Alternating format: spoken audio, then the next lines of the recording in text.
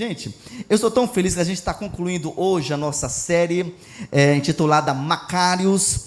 Nós trabalhamos 2 domingos passados, domingo começou, hoje é 16, foi 2, 9 e 16, ok? 3 domingos a gente está concluindo hoje, então quero que você esteja muito aberto seu coração agora para a gente poder receber a palavra do Senhor. Só para você entender um pouquinho, no primeiro domingo, dia 2, nós trabalhamos 2 virtudes do Sermão do Monte. A primeira virtude é aquele que é pobre de espírito, isto é, aquele que não tem no seu coração arrogância, aquele que entende que não é autossuficiente, aquele que entende que precisa 100% da presença de Deus. Trabalhamos também no dia 2, exatamente aqueles que choram, e esse choro não fala de um choro qualquer, mas fala de um choro de arrependimento, fala também de um choro de orar pelos outros, abençoar o país, abençoar a nação, abençoar os nossos entes queridos. Falamos domingo passado sobre 3 virtudes do monte, que é exatamente os mansos, diga assim comigo, mansos, diga assim, justos e misericordiosos. Então hoje a gente está embarcando a partir de agora para a reta final dessa série, que é exatamente, vamos trabalhar hoje 3 princípios importantes, que é os limpos e puros de coração. Vamos trabalhar também hoje o segundo tópico, que é os pacificadores, aqueles que promovem a paz, que trabalham pela paz. E por último, aqueles que são perseguidos porque seguem a Jesus de verdade, são perseguidos por causa do Evangelho. Eu quero que você entenda que o antônimo, isto é, o contrário de quem é bem-aventurado, é o desventurado, isto é, aquele que é miserável, infeliz e digno de pena, exausto de tanto sofrimento. Diga assim, eu não sou um desventurado. Agora bate assim no peito, diga assim, eu sou um bem-aventurado, em nome de Jesus. Veja comigo o primeiro tópico da mensagem de hoje. Diga assim comigo, bem-aventurados os limpos, diga assim, os puros de coração. Vejamos então o texto de hoje, Mateus capítulo 5, versículo 8, vai dizer, bem-aventurados os limpos de coração, porque verão a Deus. Essa palavra no original aqui, limpos, fala o cátanos, fala exatamente daquele que não tem mistura, aquilo que é genuíno. Interessante que essa palavra cátanos, no original, ela vai expressar algumas ideias. Por exemplo, era usada quando alguém designava a roupa suja que foi lavada. Ou então, por exemplo, quando alguém ela separava a palha do trigo. Ou então, por exemplo, quando alguém tipo assim, ela ia tirar a sujeira, a escória de um ouro, deixava aquele ouro limpo. Então é algo que, se você usar a figura do ouro, é algo muito precioso, mas quando a gente tira da terra, ele vem cheio de impurezas. Então, ou seja, é limpo ao ponto que toda a escória, toda a sujeira, tudo aquilo que não tem valor algum, é jogado para fora e fica somente aquilo que é puro, aquilo que realmente tem valor, aquilo que é desejável. Agora, segundo a Bíblia, esse termo de pureza, meus amados, significa de maneira muito clara, alguém que é destituído de hipocrisia. Ou seja, o puro é alguém que não tem no seu coração hipocrisia. E o que é hipocrisia? É exatamente a demonstrar algo que não é.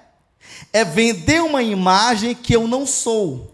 É aparentar algo que no fundo não é aquilo. É só um marketing, é só uma alta performance para quem está do lado de fora. Então a pureza é exatamente a destituição, ou seja, é o processo de não demonstrar nenhum resquício de hipocrisia.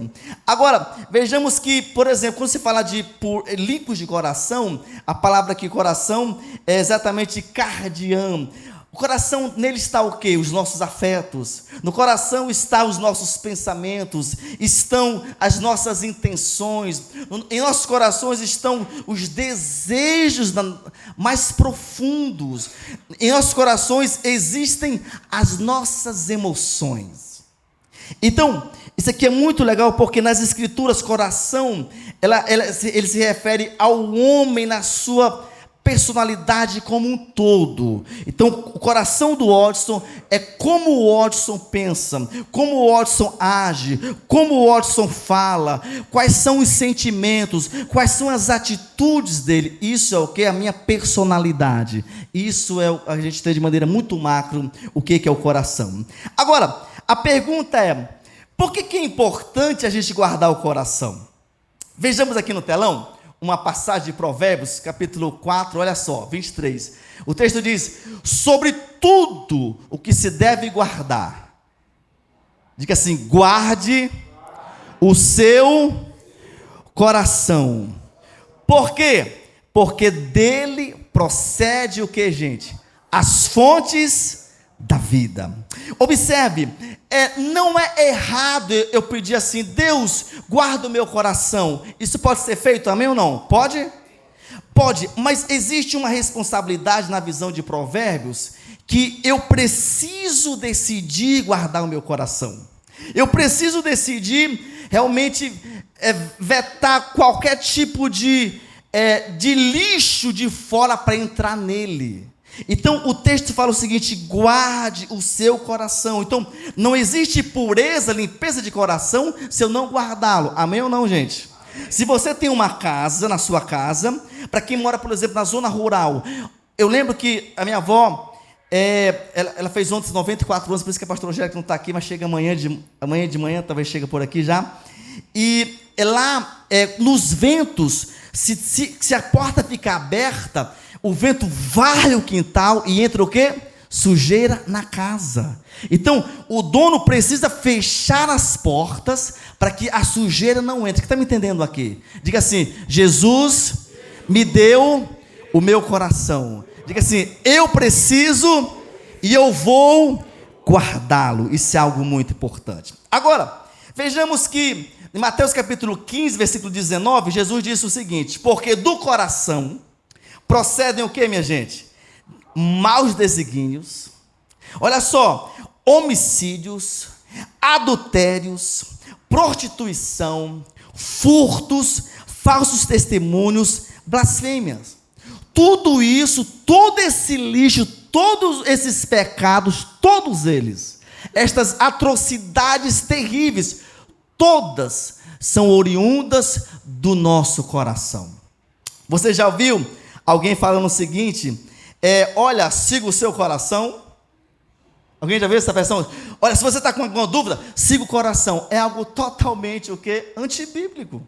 Porque o nosso coração, a nossa natureza adâmica, pecaminosa, vai estar nos levando, nos conduzindo a atitudes contrárias à palavra de Deus. Isso aqui é muito perigoso. Agora, vejamos que Freud, que foi o pai da psicanálise, ele falou algo interessante. Ele disse que os nossos problemas são halógenos, isto é, são gerados fora de nós.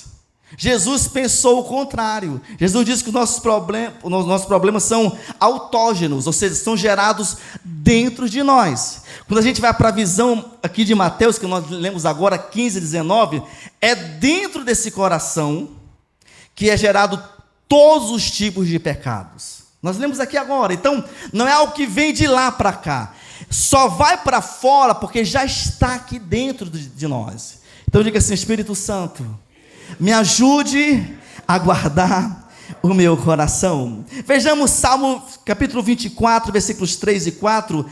Quem subirá ao monte do Senhor? Quem há de permanecer no seu santo lugar? O que é limpo de mãos e puro de coração, que não entrega a sua alma à falsidade, nem jura dolosamente. Quem vai estar na presença do Senhor? Quem vai se deleitar no seu amor? Quem vai ter experiências profundas com Ele? A resposta é: quem decidiu guardar puro o seu coração. Não coloquei o texto, mas eu me recordo de Salmo 119, versículo 9. O texto diz que: como poderá o jovem guardar puro o seu coração? Ele fala: observando segundo os seus caminhos. No versículo 11 ele diz: guardo no meu coração a tua palavra, para não pecar contra ti. Observe, queridos, que nós precisamos guardar esse coração. Nós precisamos guardar esse coração de tudo aquilo que não visa com a palavra de Deus. Eu lembro que o salmista Davi falou no capítulo 51, versículo 10, depois de ele ter pecado, ele ter o seu coração ter levado para o adultério e para o assassinato, ele fala o seguinte: cria em mim, ó Deus, um coração puro, e renova dentro de mim um espírito inabalável. Ele percebeu que o coração dele, a natureza pecaminosa, o levou para o assassinato, o levou a matar um homem justo, o levou a cometer um adultério. E ele percebeu que agora Deus cria em mim. Ele pede: cria em mim esse desejo de te seguir e de guardar o meu coração. Sobre aquela questão de que nós temos que seguir nosso próprio coração, olha o que Jeremias nos fala aí. Jeremias capítulo 19, versículo 26, ele disse,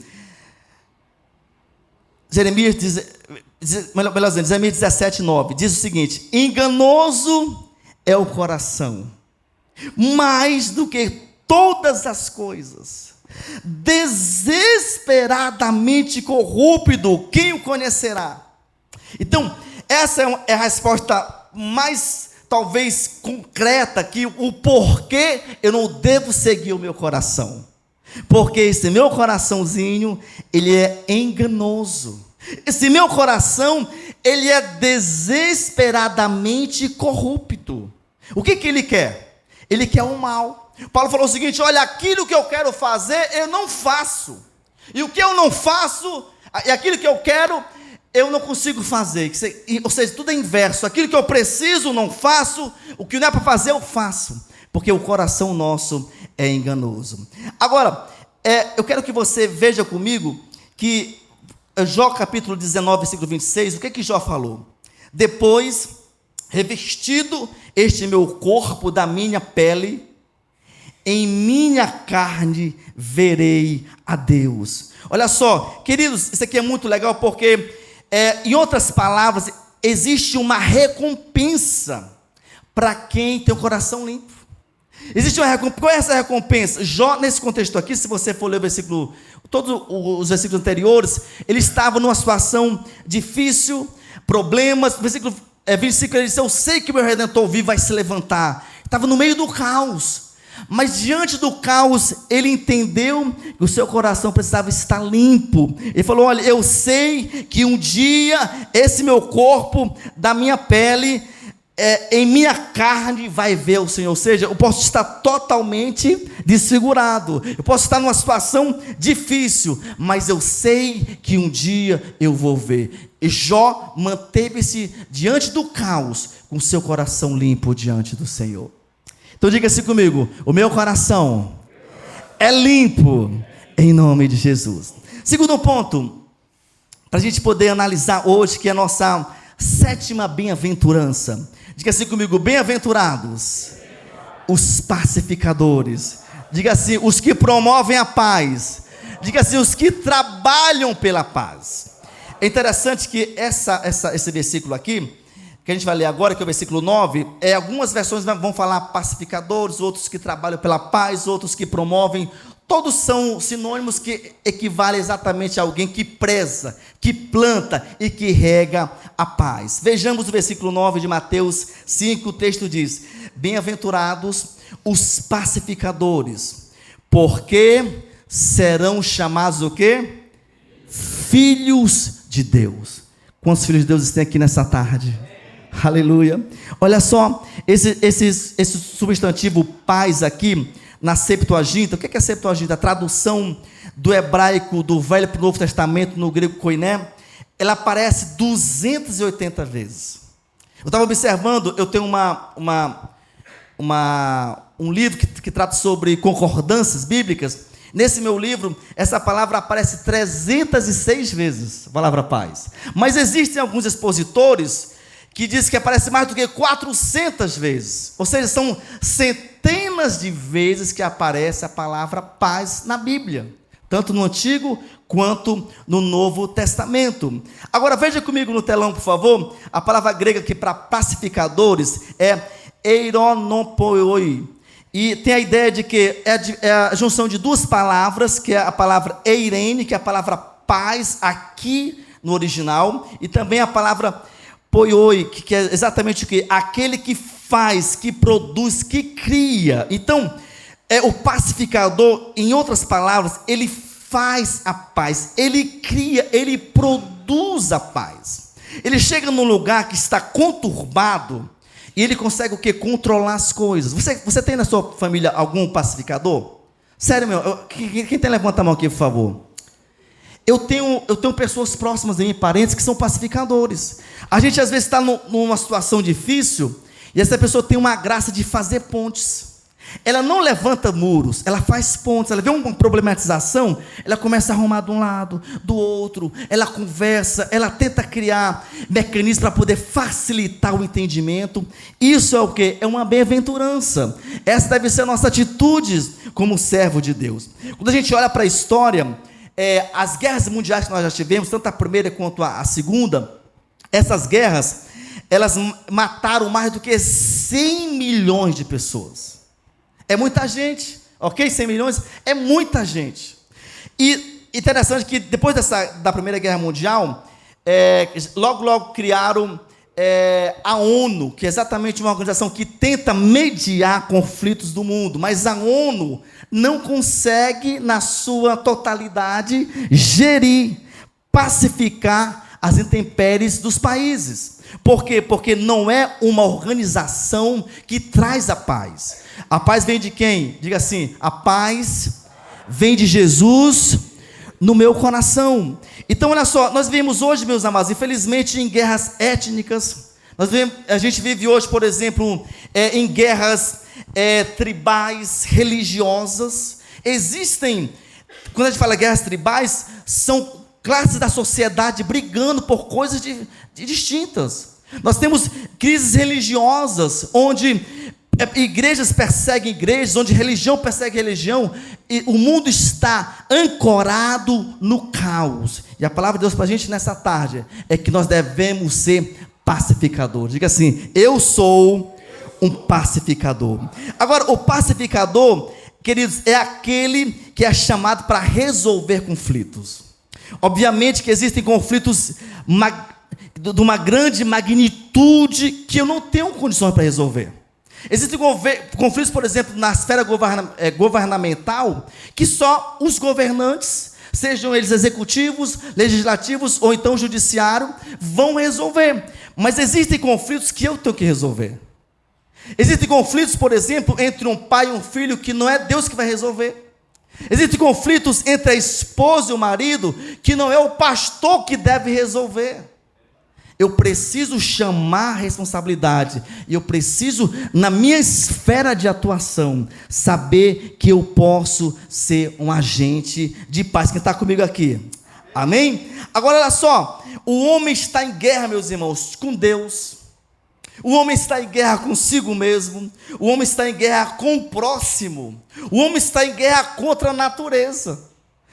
Tivemos agora, essa semana passada, a COP30, um movimento mundial para poder falar o seguinte: homem, vocês estão devastando a natureza. Vocês estão colhendo frutos terríveis climáticos, porque vocês estão matando a natureza.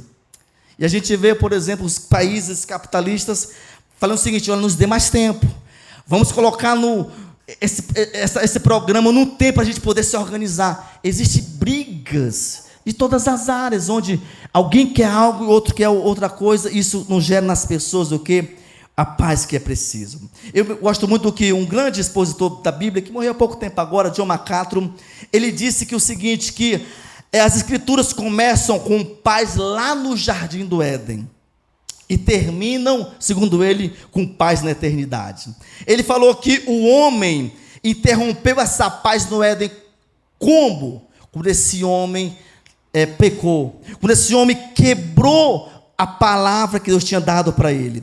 E agora o que acontece? Depois que isso aconteceu, Jesus chega 2000 anos atrás e reconstrói esse elo de paz que foi quebrado para que nós pudéssemos ter paz em nossos corações. Eu acho muito legal também o que Thomas Long disse sobre essa questão de paz. Ele falou que esse substantivo pacificadores aqui, ele falou o seguinte, abre aspas, abraça aqueles que trabalham para interromper guerras entre nações, bem como aqueles que buscam harmonizar as relações interpessoais. Então, ou seja, quem tem poder governamental ou político, ou seja que for, consegue abranger essa paz de maneira macro, isso é um tipo de paz. Mas às vezes eu não consigo ter toda essa abertura, então eu posso, nas minhas relações interpessoais, ser um agente de paz. Amém?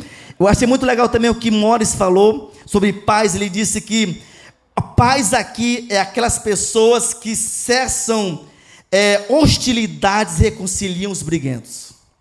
Muito simples. Está tendo confusão, desentendimento? Calma, vamos chamar aqui, vamos acabar com isso, vamos reconstruir as relações, vamos reconstruir a estrada do amor. Isso, na visão de Morris, isso é paz. E por último, Blomberg, ele disse que paz aqui pode ser tanto aqueles que promovem a reconciliação com as pessoas, como em segundo plano, aqueles que promovem reconciliações na sociedade. O fato é que Deus nos chamou para que nós pudéssemos ser agentes de paz. Amém, queridos? Agora, olha só, a paz inclui o bem-estar geral do homem. Por quê? Porque a paz é um estado de harmonia com Deus, consigo mesmo e com o próximo. Então, o que é paz? É quando, mesmo diante do caos que nós passamos, eu me sinto bem em seguir a Jesus. Mesmo eu não tendo tudo, mas eu estou bem comigo mesmo. Mesmo eu não tendo tudo, mas eu me esforço para estar bem com o próximo. Isso é a paz que nós buscamos. Vejamos, por favor, no telão, o que nós colocamos aí, que o pacificador está em paz com quem? Com Deus. O pacificador, ele anuncia o evangelho da paz. Ele tem, por exemplo, o ministério da reconciliação. E o pacificador, ele roga, ele ora, ele clama a Deus, para que Deus possa reconciliar o homem com o próprio Deus. Diga assim comigo, eu tenho o ministério, diga assim, da reconciliação. Agora, existem, meus amados, pelo menos 3 tipos de paz. A primeira paz é a paz com Deus. Então, olha só, vejamos o que Paulo nos ensina em Romanos capítulo 5, versículo 1, ele falou, justificados, pois mediante a fé, temos, diga assim comigo, paz com Deus, por meio de Jesus Cristo, nosso Senhor. Então, olha só, o que é justificado? Tornar alguém que não é justo, justo. Ok? Isso é justificação. Agora, isso acontece como? Pela fé, porque Deus criou uma estrada que traz a paz agora no meu coração. Então, isso é paz com Deus. Mas existe o segundo tipo de paz, que é a paz interior. Vejamos Filipenses 4, 7, Paulo disse, e a paz de Deus, diga assim comigo, a paz de Deus, que excede todo entendimento, guardará o vosso coração e a vossa mente em Cristo Jesus. Eu costumo falar o seguinte, toda vez que a gente vai tomando uma decisão muito séria, que falta uma certeza lá no coração, existe dúvida, existe uma inquietude na alma, eu não estou bem, eu não estou pleno para aquilo ali, é um termômetro que a paz não está regendo ainda o seu coração naquela situação específica. O que Paulo nos ensina? Olha só, que esta paz, ela é exatamente essa paz que é necessária para que a gente possa seguir em frente diante da caminhada da vida. O terceiro tipo de paz é paz com os outros. Diga assim comigo, paz com Deus. Diga assim, paz comigo mesmo. Diga assim, e paz com o próximo. Vejamos, olha só, Romanos 12, versículo 18.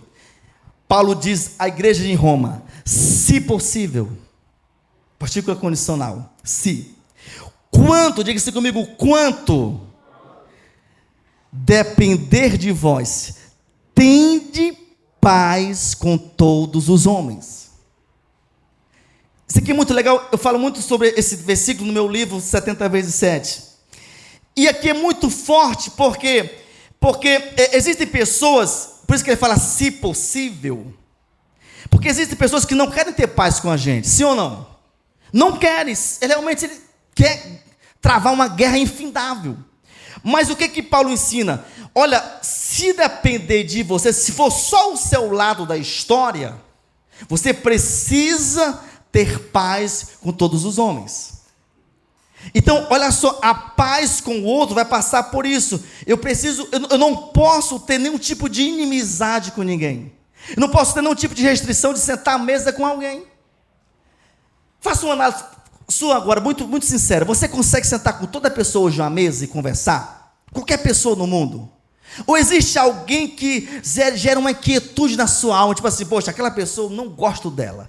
Não consigo fazer uma refeição com ela, não, meia hora na minha frente, é insuportável. Se você é esse tipo de pessoa, Deus fala para você nessa noite, você precisa ter paz com todo mundo. Eu não posso ter um pé de guerra com um parente. Certa feita eu estava aqui em João Pessoa, reunido com um amigo talvez uns 5 pastores de outras igrejas, a gente toma um café junto, bate um papo, se alinha, a gente troca informação. E um desses pastores falou no grupo para a gente, poxa, eu quero que vocês orem pela minha nora. Esse pastor é um senhor de idade, ele tem um filho. Um filho. Aquele menino falou, talentoso, criado na igreja. O menino é uma sumidade. O sujeito casou e agora a nora não deixa ele ir na casa dos pais. Chega Natal agora, mês que vem, ela libera para ele ir lá rapidinho. Ela não vai, ela não senta com os sogros. E ele falou o seguinte, gente, chorando, eu não fiz nada. Não sei o que acontece com essa moça. Nós já nos humilhamos. E ele falou o seguinte, eu aguento o rojão, que diz o cearense, mas a minha esposa está muito fragilizada. Irmãos, vou falar aqui para vocês, eu fico revoltado com pessoas que entram na família dos outros para bagunçar. Eu fico revoltado. O cara cria uma filha, cria um filho, e chega alguém que um dia desse e proíbe a pessoa ter paz, convivência. Que coisa é essa, gente? Ele falou o seguinte, pastores, e ela é da igreja. Ela tirou meu filho da minha igreja. Meu filho era o ministro de louvor da igreja. Tirou ele, está na outra igreja. Então, pessoas que chegam e não promovem paz. Irmãos, nós temos problemas com os familiares aqui, sim ou não? O que já aconteceu comigo? Às vezes, alguma coisa acontece, eu dou uma recuada um pouquinho, estratégia minha. Respiro e depois eu volto. Quem sou eu para proibir minha esposa de chegar com a família dela? Porque eu cheguei na história há pouco tempo, gente. Quem está me entendendo aqui? Ninguém está me entendendo aqui, não? Misericredo, misericredo. Então, olha só, nós temos que promover a paz. Irmãos, onde a gente chegar tem que ter paz. Nós somos da Paz Church, amém ou não? Tem que ter paz onde chegar. Claro que nem sempre a paz ela vai reinar, porque existem... Por isso que Paulo falou, se depender de vós. Às vezes a família está bagunçada, está... Mas eu não sou cúmplice, eu não tenho dívida no cartório, eu faço a minha parte. Se for por mim, a paz existe. Então que a gente possa entender que essa pacificação, ela tem que permear nas esferas da família, amém ou não, gente? Vamos entender algo importante aqui agora. O que Paulo falou à igreja em Éfeso, capítulo 2, versículos 14 a 16, na NVT, fala o seguinte, porque Cristo é a nossa paz. Ele uniu judeus e gentios em um só povo, ao derrubar um muro de inimizade que os separava. Ele acabou com o sistema da lei, com os seus mandamentos e ordenanças, promovendo a paz, ao criar para si, desses dois grupos, uma nova humanidade. Assim ele os reconciliou com Deus, em um só corpo, por meio da sua morte na cruz. eliminando a inimizade que havia entre vós. Se existe inimizade hoje na igreja, a inimizade é o antônimo da paz, a guerra é o antônimo da paz, é porque alguns ainda não entenderam que o sacrifício de Cristo na cruz, um dos objetivos centrais é o quê? É derrubar esses muros, é construir pontes, é eliminar essa divergência entre a igreja. Então olha só, o texto falou que Cristo promoveu a paz. Cristo promove a paz. Meu irmão, deixa eu falar algo para você aqui. Se na minha casa eu não promovo a paz, eu não estou do lado de Cristo. Se na sua empresa você não promove a paz, você não está jogando do lado de Cristo. Só existe dois lados. Ou você joga guerra, que é a tipificação do inferno, você está jogando a paz, que é exatamente um atributo, uma virtude das bem-aventuranças. Diga assim: obrigado, Jesus, porque pela fé eu sou um agente da paz. Agora, vejamos que o Sermão da Montanha, ele explora essa ideia da pacificação, perpassando por uma linguagem de reconciliação. E eu gosto muito legal dessa palavra reconciliação, porque é reconciliar. Se você usar uma linguagem matemática e sistêmica de empresa, o que é conciliação? É você deixar harmonizado. Quem trabalha com conciliação, já fiz muito isso em empresas. Você pega os extratos bancários da empresa, você tem um sistema, você lança extrato, tudo no sistema. Você fez uma congruência, você fez o quê? Uma conciliação, uma organização, que o que está no extrato baixa no sistema. O que é a ideia aqui do reconciliar? É que o pecado quebrou essa conciliação. E a morte de Cristo é uma ponte para agora reconectar, reconciliar o homem com Deus. Agora, por exemplo, nós vivemos numa era onde as relações pessoais, o ambiente de trabalho e até mesmo as redes sociais, elas pregam, eles fomentam a guerra. Então, os ambientes sociais, as empresas, as relações, disputa, quem é o melhor, quem faz melhor, quem ganha o cargo de quem. E isso gera nas pessoas o quê? Guerras, constantes guerras, e a paz se evapora diante dessa guerra aqui. Então, olha só, ser um pacificador em nossos dias de hoje é exatamente a gente escolher não se vingar. O pacificador é aquele que entende que é preciso compaixão e muitas vezes perdão para que a sociedade e a família possam viver na paz. Quem está me entendendo aqui, gente? Olha só, então por isso eu quero terminar falando para você desse ponto agora. Decida hoje mesmo ser um agente promotor da paz. Sabe que isso é decisão? Sabia que eu decido, mesmo que eu não consigo por mim mesmo, mas eu decido: Deus, eu quero. Deus, eu quero. Deus, me ajuda. Eu ser aquele que promove a paz. Não sei você, mas eu conheço história de pessoas, eu já passei por isso quando criança, que quando chegava o pai na casa, todo mundo ia para os quartos, trancava as portas, porque chegou um agente de confusão. Chegou um sujeito que, se alguém estava sorrindo, todo mundo fecha a cara e começa a ficar retraído. Deixa eu perguntar para você, na sua casa, quando você chega, você que é pai, os seus filhos, eles sorriem ou eles pegam o beco, como diz o cearense? Qual é a reação deles? Isso é um termômetro para que você possa colocar a mão na cabeça, na consciência. O que eu estou gerando na minha casa? É paz ou é o quê? Ou é guerra? Como é o meu sentimento? O fato é que Deus nos chama nessa noite para que nós possamos ser pacificadores. E existe uma promessa, um título para quem promove paz. Qual é o título? Diga assim comigo: são chamados, diga assim, filhos de Deus. Isto, olha só, o inverso é válido. Se eu promovo a paz, eu sou filho de quem? Se eu promovo a guerra, fica por sua conta aí. Não existe meio termo. Então, olha só, nós temos que ter cuidado com isso.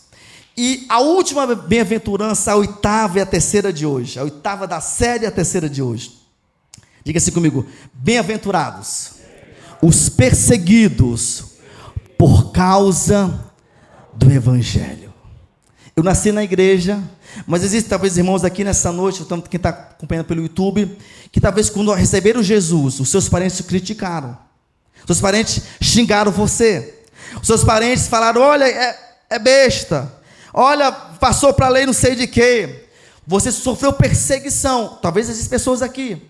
Tudo por causa de quê? Do Evangelho. Mas o que é perseguição? De maneira muito clara, é qualquer tipo de restrição, de discriminação, de oposição, de injustiça, de intimidação, maus tratos, agressão física, agressão sexual, até mesmo a morte. Tudo isso compõe o conceito de perseguição. E aí, veja no telão comigo um dado que eu tirei da portasabertas.org.br. O site diz o seguinte: essa semana, mais de 380 milhões de pessoas em todo o mundo enfrentam pressão ou perseguição e violência por causa da sua fé. Gente, mais do que 380 milhões. O Brasil, o último censo, foram 215 milhões. O Brasil é grande? É um continente. Esse país tinha que ser pelo menos 5 países. Olha só, coloca o Brasil e mais 50% em cima equivale o quantitativo aproximado de pessoas que são perseguidas por causa do Evangelho. Veja comigo, vamos estar lendo os 3 últimos versículos. Versículo 10 até o 12 vai dizer: bem-aventurados os perseguidos por causa da justiça. Isto é, porque fazer a vontade de Deus, por fazer o que é certo, por ter um compromisso com Deus, porque deles é o reino dos céus.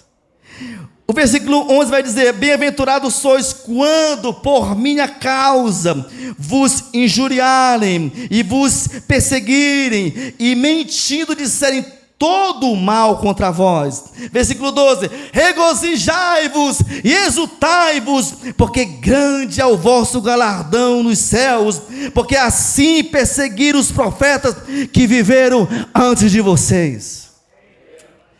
Eu quero falar para você que quando a gente vai olhar na Bíblia, nós temos vários tipos de perseguições.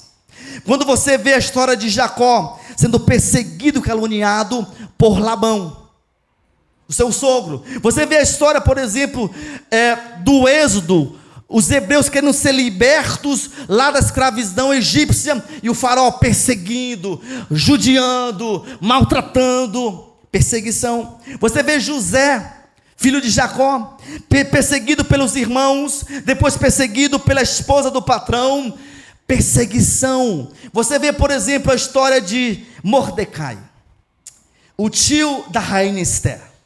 Esse homem sendo perseguido por Amã. Amã queria que todos prestassem reverência a ele. Ele falou: não me curvo diante de homens. Você sabe que a história relata que Amã construiu uma forca para matar Mordecai.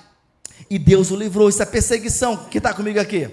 Você vê, por exemplo, também a história de Moisés sendo perseguido por tantas pessoas, mas inclusive por Arão e Miriam, os seus irmãos de sangue, os seus auxiliares. Quem esse cara pensa que ele é? Deus não fala com a gente também, não só com ele. Deus fala com a gente também, rapaz. Perseguição. Você vê, por exemplo, também os 3 amigos, Sadraque, Mesaque e Abednego. Perseguição religiosa, não se curvaram diante da imagem. O que o rei fez?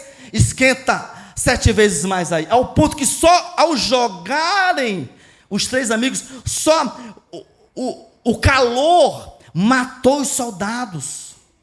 Perseguição. Você vê, por exemplo, depois Daniel, um grande sábio, um grande homem, perseguido e jogado nas covas dos leões, porque não se curvou diante das leis daquele país da Babilônia.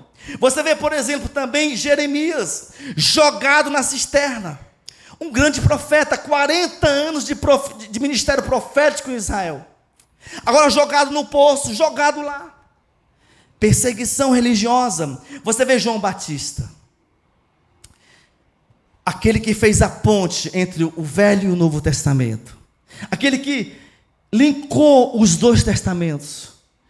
Agora João Batista, já pensou João Batista na prisão e chega os soldados, João Batista é hoje, cara. Você vai ser decapitado. E ele foi decapitado. Perseguição. Você vê Jesus sendo perseguido por Herodes aos 2 anos de idade, teve que fugir para o Egito.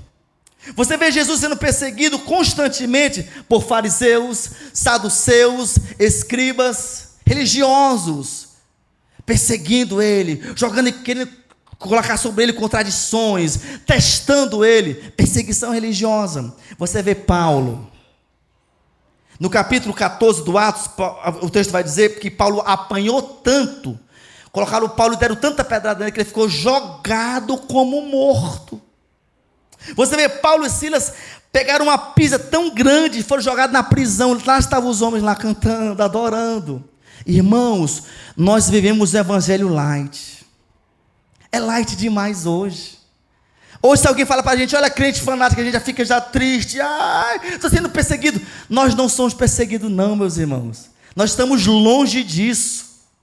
Quando a gente vê a história, tantas pessoas sendo perseguidas. E, por exemplo, quem geralmente ocasiona essa perseguição? Governos comunistas.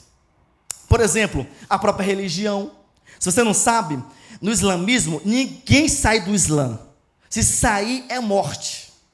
Quer um exemplo? Com essa história verdadeira de um jovem que resolveu ser cristão e deixou o Islã. E aí, a história relata que a família descobriu e começou a colocar veneno na comida dele. Veneno. Botava um dia, o menino comia, todo mundo olhava, vai morrer, não morreu não. No outro dia, veneno, mais dose. Até que um dia aquele jovem falou o seguinte, ele queria se batizar. E o pastor falou o seguinte, ó, você só vai se batizar se você falar para a sua família que você é cristão. Vou falar. Chamou a família, chamou o pai, os irmãos, quero falar para vocês algo, que eu não sou mais adepto do islamismo. Eu sou agora cristão. O pai ficou olhando para ele, ninguém falava nada. O pai falou o seguinte, eu já sei disso. Como é que você sabe? Ele falou, há 1 ano, nós colocamos veneno na tua comida e você nunca morreu. Só pode ser alguma coisa que ninguém consegue explicar. A família mata. Você vê, por exemplo, exatamente, veja comigo alguns países que a gente vai entender como a própria janela 1040, que a gente estuda também, então também, como eu falei agora há pouco tempo aqui, a Portas Abertas vai destacar 10 países que mais perseguem os cristãos. Primeiro é a Coreia do Norte. Segundo, Somália, Iêmen, Líbia, Sudão, Eritreia, Nigéria, Paquistão, Irã, Afeganistão, países asiáticos e africanos. Geralmente são esses 2 continentes que mais estão perseguindo os cristãos no mundo. Não sei se os irmãos lembram, você vê agora na Nigéria, os últimos meses, uma mortandade infindável. Perseguição, são milhares de pessoas morrendo porque professam a fé cristã. Pastores morrendo, famílias sendo queimadas, templos sendo queimados. Isso é o que? Perseguição por evangelho. O que Deus fala para essas pessoas? Se alegrem, regozijem, falem assim, yes, aleluia, obrigado que eu sou perseguido. A pergunta é quando alguém me persegue, quando alguém faz uma crítica assim sobre mim, eu me alegro, eu fico muito triste, chateado com aquilo. Então olha só, existe perseguição com armas, que é exatamente essas que destrói, que mata o corpo físico, mas existem perseguições com a língua. O texto vai dizer que nós lemos lá, olha só, vamos voltar a ler o texto lá, versículo 11, bem-aventurados sois quando por minha causa vos injuriarem, e vos perseguirem mentindo, disserem todo mal contra vós. Existem perseguições que têm a ver com injúria, com mentira, com falar mal, com semear uma notícia errada. Então isso é um tipo de perseguição. Agora, veja o que Paulo falou para o seu discípulo Timóteo. 2 Timóteo 3,12, ele disse que, ora, todos quantos querem viver piedosamente, isto é, com devoção, de modo reverente diante de Deus, essa é a versão, outras versões também que falam assim, em Cristo Jesus serão perseguidos. Se eu e você, a gente não está sendo perseguido ainda, é porque talvez nós não estamos vivendo piedosamente, como a Bíblia fala. Talvez seja isso. Então, veja comigo que, quando a gente vê a história dos discípulos de Jesus, André, o irmão de Pedro, ele foi morto na cruz. Pedro foi morto na cruz também de cabeça para baixo. Paulo foi decapitado por Nero. Você vê, por exemplo, Bartolomeu, Mateus, Tomé foram martirizados. João ficou preso, exilado numa ilha, longe do convívio de pessoas. Tudo isso, produto final de quê? De alguém que sofreu perseguição por causa do Evangelho. Queridos, a igreja de Tiatira, lá no capítulo 2, capítulo 3, você pode ver 7 igrejas de Apocalipse. Os irmãos de Tiatira, eles sofreram perseguição por não participarem dos acordos comerciais que tinham como pano de fundo sacrifícios à idolatria. Nós não aceitamos, ficavam fora das licitações do governo, fora dos trabalhos públicos. Perseguição. A igreja primitiva foi implacável com a igreja perseguida. Nero perseguiu a igreja. A gente vê, por exemplo, na história da igreja, que os irmãos eram jogados para leões esfaimados devorarem. Os irmãos eram tocados fogo neles vivos. Alguns relatam que colocavam um tipo de resina no corpo da pessoa e tocava fogo nela para que ela pudesse iluminar os palácios romanos. Pegava os irmãos, colocava pele de animal nele, amarrava eles para que os cachorros ferozes mordessem eles. Por exemplo, colocavam sobre eles torturas terríveis, estupros. Eles eram esfolados vivos. Isso é perseguição contra os cristãos. Eu admiro muito o que Crisóstomo falou, um grande homem no século V. Ele foi preso e, ao ser preso, Arcádio, melhor dizendo, que era um tipo de imperador, falou para ele o seguinte, que ele ia banir ele.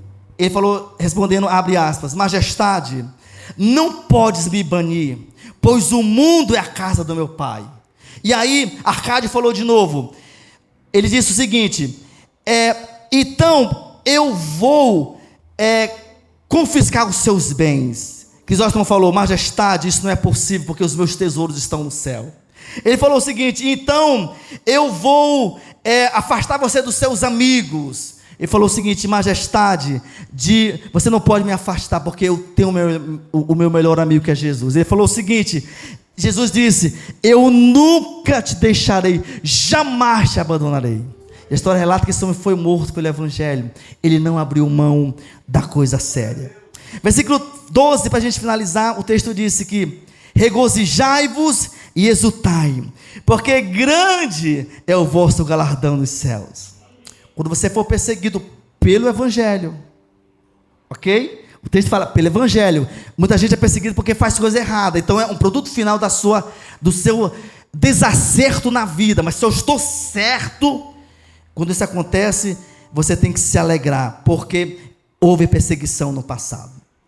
Agora, Romanos 8:18 disse que, porque para mim, tenho por certo que os sofrimentos, Paulo dizendo, isto é, as perseguições, as tribulações do tempo presente, não podem ser comparadas com a glória a ser revelada em nós.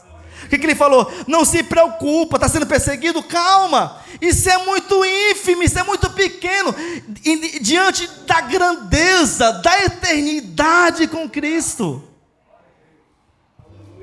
Eu admiro muito, para a gente finalizar, quando você vai para Hebreus capítulo 11, lá está a galeria dos heróis da fé. É uma síntese dos grandes personagens da Bíblia. E nessa galeria, nós vamos estar vendo os versículos 35 a 38 agora. Mulheres receberão pela ressurreição os seus mortos. Alguns foram torturados, não aceitando o seu resgate. para obter superior ressurreição. 36. Outros, por sua vez, passaram pela prova de escárnios, de açoites, sim, até algemas e prisões. 37. Foram apedrejados, provados, cerrados no meio, mortos a fio das espadas, andaram peregrinos, vestidos de peles de ovelhas e de cabras, necessitados, afligidos, maltratados, homens dos quais o mundo não era digno, errantes pelo deserto, pelos montes, pelas covas, pelos os astros da terra. Eu te pergunto, você já sofreu perseguição alguma vez? Olha só, cerrados no meio, errantes, peregrinos, por onde é que eu vou? O que é que eu como? Perseguição. Esse aqui é o retrato, é o cerne final de quem é herói e heroína da fé. Quero terminar pedindo para você ficar em pé agora comigo, por favor, e que nós possamos nesse momento agora pedir de Deus reforçar essas 8 virtudes, que a pobreza de espírito, que o choro de arrependimento dos pecados pessoais da nação, que a mansidão, que a justiça, a misericórdia, que a pureza de coração, que a paz, os promotores da paz, e que a perseguição em detrimento do evangelho genuíno, que nós possamos estar aliançados com Cristo nessa noite, que possamos vivenciar isso, não só com uma teoria pregada aqui 3 domingos, não, mas que isso seja uma realidade nossa, diante da terra, diante dos cristãos e diante do mundo, em nome de Jesus.